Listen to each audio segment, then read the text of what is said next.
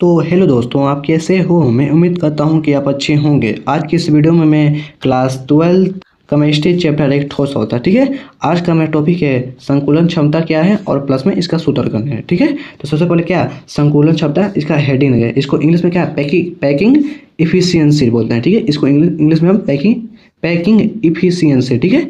तो आज मैं क्या संकुलन क्षमता, ठीक है, करूंगा। तो सबसे पहले क्या संकुलन क्षमता क्या है और इसका सूत्र करूंगा। सबसे पहले क्या हम करेंगे, संकुलन क्षमता हेडिंग करेंगे, ठीक है। तो आइए हम समझते हैं संकुलन क्षमता क्या है। तो देखिए संकुलन क्षमता, देखिए जब किसी क्रिस्टलीय जालक के, देखिए ये क्या क्रिस्टलीय जालक है। तो ये इसमें बड़ा फिगर में समझाता हूँ। तो ये हमारा जो फिगर है ये क्या है, एक क्रिस्टलीय जालक है, ठीक है। ये बड़ा जो फॉर्मूला हमारा क्या क्रिस्टलीय जालक है। पढ़िए, जब किसी क्रिस्टलीय जालक के कुल, जो देखिए जब किसी क्रिस्टलीय, ये हमारा जो है क्या क्रिस्टल जालक है, क्या ये हमारा क्रिस्टल जालक है, ठीक है। क्या ये क्रिस्टल जालक है, क्रिस्टल जालक है के कुल, ये कुल आयतन, ये जो हमारा ये है क्या आयतन है, ये कुल आयतन, ये आयतन ये सब जहाँ ये इतना पर आयतन ही सब भरा है, ठीक है। यहाँ पर जितना है सब आयतन भरा है, इसलिए बोला कुल आयतन का वह प्रतिशत भाग, या इसको चाहे इसको प्रतिशत में जितना है, अब इसको प्रतिशत में, ठीक है, इसको प्रतिशत में, ठीक है। क्या बोला, जब किसी क्रिस्टलीय जालक के, ये क्रिस्टल जालक है के कुल आयतन, ये आयतन है जितना है, ये फलक पर है जितना है, ये सब आयतन है, ठीक है। आयतन का वह प्रतिशत भाग, वह प्रतिशत, ठीक है। चाहे यहाँ पर भाग लिख सकते हैं, वह प्रतिशत भाग, यहाँ पर भाग लिख सकते हैं, ठीक है। वह प्रतिशत भाग, ये जो ए है कुल ए प्रतिशत, ठीक है।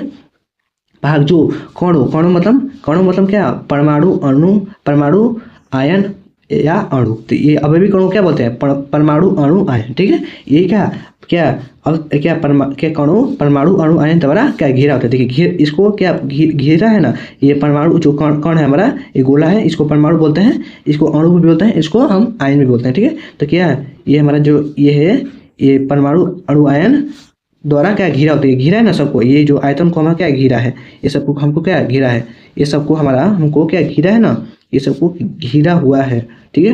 क्या आपसे पढ़िए फिर एक बार और समझा दे रहे हैं। देखिए किसी क्रिस्टलीय जालक के, ये जितना है फिगर है, ये क्रिस्टल जालक है, जालक के कुल आयतन का कुल, ये क्या है, ये इसमें जो फलक पर है कुल आयतन ए ये जितना है इसमें ए इसको आयतन कहते हैं, ए आयतन, यहाँ फलक पर भी आयतन, ठीक है, आयतन का वह प्रतिशत भाग, ये जब इतना आयतन है इसका प्रतिशत निकालेंगे हम, इसका क्या कुल प्रतिशत जब निकालेंगे, कुल प्रतिशत निकालेंगे, क्या कुल आयतन का वह प्रतिशत भाग, इसका प्रतिशत निकालेंगे। तो क्या जो ये प्रतिशत अब कणों द्वारा, कणों मतलब परमाणु, ये कणों मतलब परमाणु अणु और आयन, ठीक है। तो देखिए ये जो परमाणु जो है, अणु है और आयन है, इसके द्वारा क्या घिरा होता है, देखिए द्वारा क्या घिरा होता है, उसे क्या कहते हैं, संकुलन क्षमता कहते हैं, ठीक है। उसे हम संकुलन क्षमता कहते हैं। फिगर पा रहे हैं, आप भी फिगर पा लीजिएगा, ठीक है।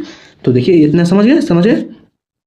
ये एग्जाम में हर साल आता है, ठीक है। एग्जाम में 2 नंबर के लिए शायद आ सकता है, 227 के लिए बहुत इंपॉर्टेंट है, ठीक है। तो देखिए ऐसा शायद नहीं, ये जरूर आ सकता है, ठीक है, आ सकता है 227 में, ये पढ़ लीजिए, आने का बहुत संभावना है, ठीक है। क्या 95% संभावना है, ठीक है। तो देखिए अब देखिए संकुलन क्षमता को हम क्या इसे हम क्या ये क्या है, ये ईंटा है, इसको क्या ईंटा, ये जो एन के जैसा है, ये है, इसको ईंटा प्रतिशत, ये प्रतिशत इसलिए प्रतिशत, क्या इसको ईंटा प्रतिशत द्वारा सूचित किया जाता है, ठीक है। इसको ईटा प्रतिशत द्वारा क्या सूचित किया जाता है। अब देखिए इसका क्या फार्मूला, देखिए फार्मूला, तो देखिए इसका क्या फार्मूला करेंगे। तो देखिए एन क्या है, ईटा प्रतिशत बराबर क्या होता है, संकुलन क्षमता, वही संकुलन क्षमता बराबर, देखिए परमाणु का आयतन, परमाणु मतलब गोला, ये परमाणु है ना, ये जो इसी को बोलते हैं क्या, परमाणु मतलब परमाणु का आयतन, ठीक है, परमाणु का आयतन, ठीक है। देखिए परमाणु का आयतन अगुना में जेड मतलब क्या, अब क्या संख्या है मतलब एसएससी और बीसीसी का परमाणु संख्या है, ये सब क्या है परमाणु संख्या है, जो जेड है ये परमाणु संख्या है, बटा में एकक कोस थीटा का आयतन, एकक कोस थीटा मतलब समझे, ये जो एकक कोस है इसको क्या बोलते हैं, एकक कोस थीटा बोलते हैं, एको क्या एकक कोस थीटा बोलते हैं, ठीक है, इसको एकक कोस थीटा बोलते हैं, ठीक है, एकक कोस थीटा का आयतन, ठीक है। अब इसको हम बता, देखिए परमाणु मतलब गोला का आयतन कितना होता है, पाई/3, देखिए 4/3 पाई आर क्यूब, ठीक है, 4/3 पाई आर क्यूब, ठीक है, पाई आर क्यूब होता है ये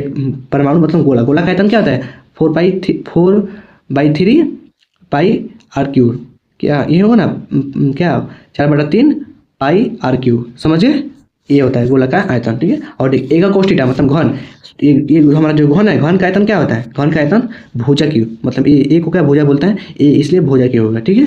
तो देखिए ये आप पूरा ये मिलाकर देखिए कैसे होगा। देखिए यहाँ पर थोड़ा नीचे है, ध्यान नहीं पड़ता यहाँ पर लिखने के लिए। तो देखिए ये n ईटा बराबर प्रतिशत हो गया हमारा। देखिए परमाणु का आयतन बताए हैं क्या, 4/3 पाई आर क्यू। देखिए 4/3 पाई आर क्यू गुना जेड है, देखिए जेड लिख दिए, ठीक है। ये हमारा 100 है, देखिए 100 लिख दिए। और देखिए क्या एका कोस थीटा मतलब एका कोस थीटा आयतन मतलब घन का आयतन, घन का आयतन कितना है, क्या है, क्या भुजा क्यू है, ठीक है, भुजा क्यू लिख दिए। और देखिए आप एक बात ध्यान रखिएगा, एसएससी में मतलब सरल या अर्धघनी एका कोस थीटा, ठीक है। एसएससी में ए बराबर क्या होता है, ए बराबर समझे भुजा, भुजा बराबर क्या होता है 2r होता है, ए बराबर क्या 2r होता है। और वही ए बराबर एसएससी में ए बराबर क्या है 2r होता है।